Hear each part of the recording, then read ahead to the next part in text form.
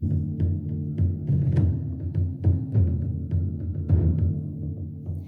vous propose aujourd'hui un petit travail, un exercice personnel ou que vous pourrez transmettre, que vous allez aimer faire et refaire peut-être, et qui deviendra certainement pour la plupart un joli rituel.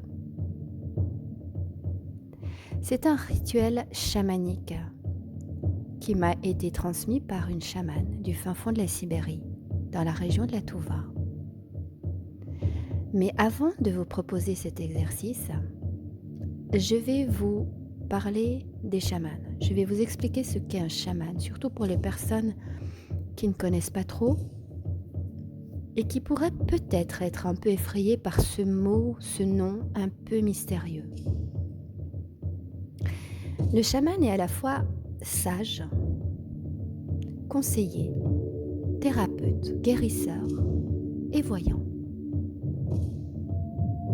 C'est une personne qui est dépositaire de connaissances, qui est dotée de capacités extraordinaires, qui lui permettent d'intercéder dans l'humanité, pour l'humanité, auprès des esprits de la nature.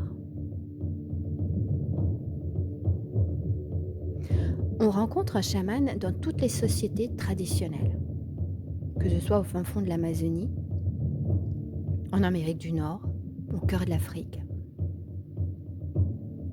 Le terme chaman apparaissait déjà en 1672 dans les écrits d'Avakum Petrovitch, qui était un dirigeant du clergé conservateur russe exilé en Sibérie.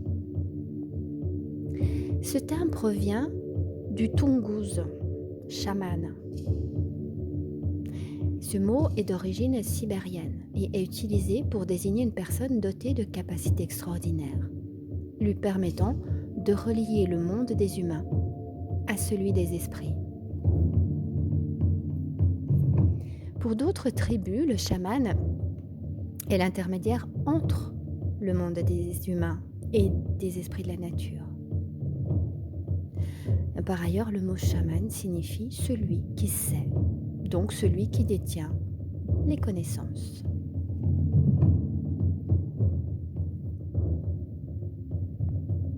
Ainsi, le chaman est à la fois ce sage, apte à prodiguer des conseils, à guider celui ou celle qui le consulte, à faire les bons choix de vie, pour qu'il ou elle soit en harmonie avec sa nature profonde et son instinct. Le chaman est également un guérisseur puisque ses connaissances de la nature lui permettent de prodiguer des soins. La plupart des chamans utilisent les plantes pour soigner et guérir les maladies. Le chaman fait aussi office de thérapeute dans le sens où il aide celui ou celle qui vient le consulter à retrouver la sérénité face à un problème qui cause de l'anxiété.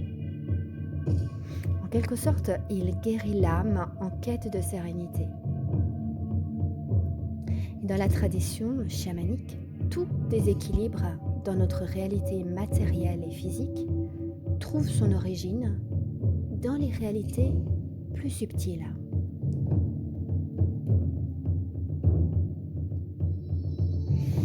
Le chaman, grâce à sa médiumnité, est souvent apte à annoncer les bonnes et les mauvaises nouvelles dans un futur proche.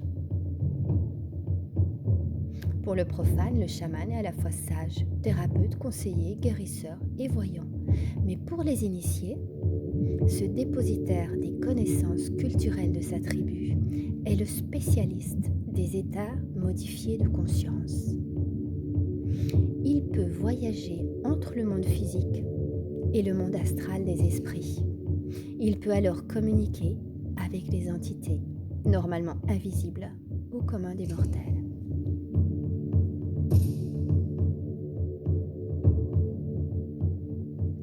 Comme je vous l'ai dit, même si le terme chaman provient du tougouz, langue parlée dans l'Altaï et en Sibérie, on rencontre des chamans dans la plupart des sociétés traditionnelles où les croyances en l'interaction de l'humain avec la nature et son environnement sont bien ancrées.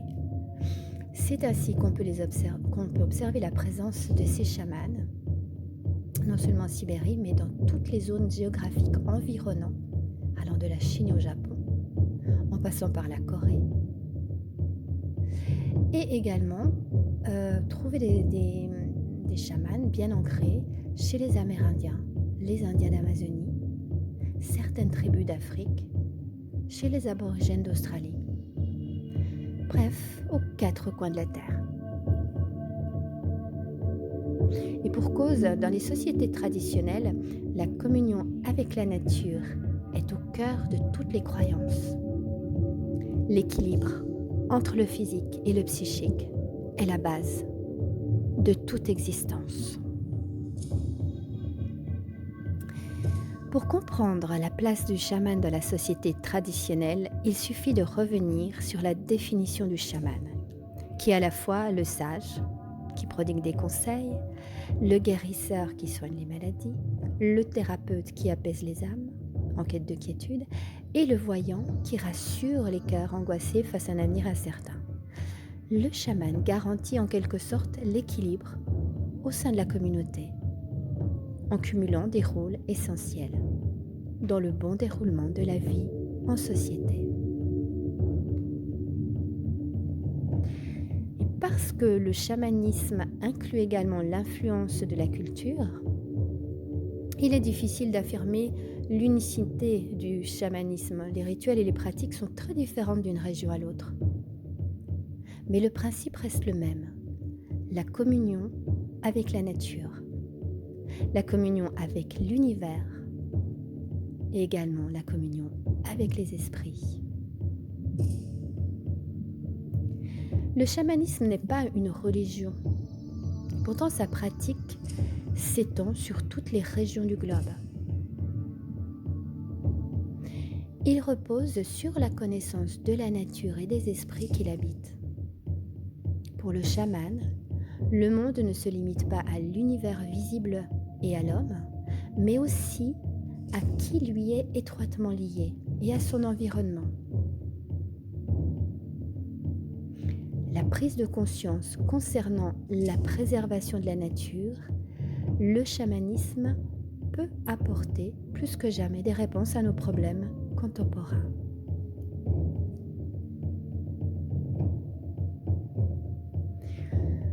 On s'accorde à dire que l'esprit gouverne le corps et que l'anxiété générée par le stress, les soucis, est à l'origine de nombreux maux et maladies.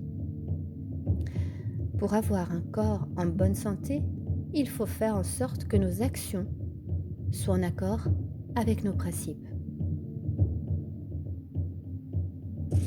Le chamanisme peut se présenter comme un moyen, un outil efficace à l'éveil des consciences individuelles pour que l'humanité contribue à la naissance d'un nouveau monde. Cela explique pourquoi les néo-chamanismes qui accompagnent le mouvement New Age se répand en Europe et en Amérique du Nord parmi les peuples qui veulent renouer avec leur nature profonde.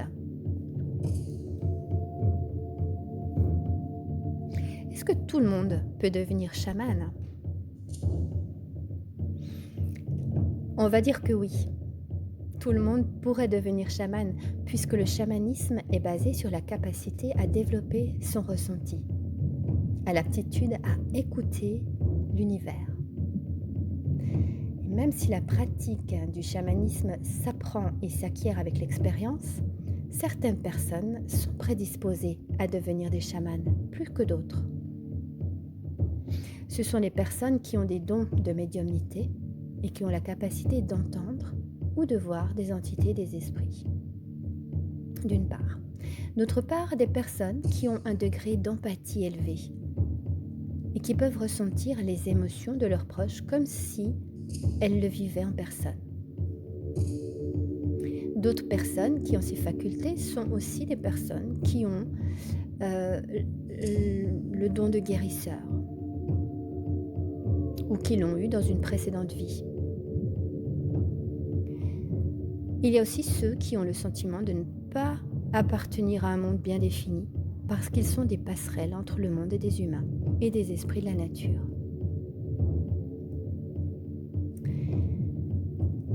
Le chaman joue un rôle essentiel au bon fonctionnement d'une société traditionnelle. Il retrouve sa lettre de noblesse parmi les personnes qui aspirent à l'éveil des consciences, grâce à leur savoir, à leurs aptitudes extraordinaires, à ceux qui aident leur prochain, à ceux qui aident leur prochain à avoir une santé et une vie harmonieuse, en abondance. Notre droit de naissance oublié. Il y a aussi une chose parmi les chamans que j'ai envie de vous mettre en garde, c'est que ce terme est venu très à la mode ces derniers temps.